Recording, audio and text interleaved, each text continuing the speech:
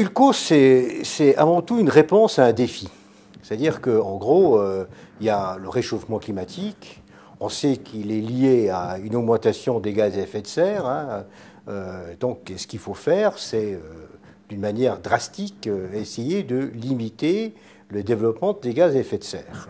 Actuellement, on injecte dans l'atmosphère à peu près au niveau mondial près de 30 milliards de tonnes de CO2 par an.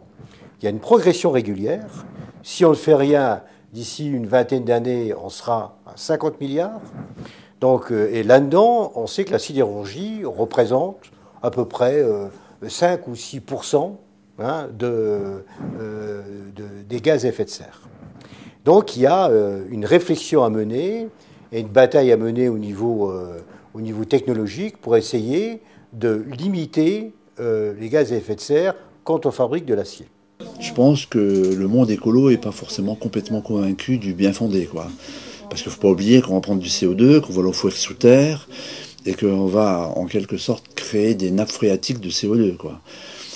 Bon, quand c'est une nappe phréatique d'eau, on est bien content. Quand c'est du CO2, on connaît absolument pas. Enfin, nous à notre niveau, hein, j'imagine que les scientifiques tout ça le savent bien, mais nous à notre niveau, on ne sait pas du tout ce que ça va donner. C'est un enjeu sociétal, certes, social parce que ça permettrait de garder des emplois, mais aussi économique, parce que le projet Ulco, c'est pas uniquement une technologie qui permet de capter le CO2 pour l'enfouir sous terre, c'est aussi une technologie qui va nous permettre mécaniquement d'augmenter notre productivité de l'ordre de 30%.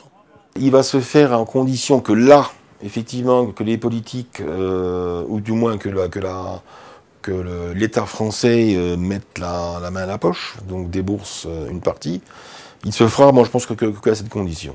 C'est-à-dire que, et je crois que même M. Mittal l'a déjà annoncé, c'est de dire, moins ça lui coûtera, plus il y aura de chances que quelque chose se fera.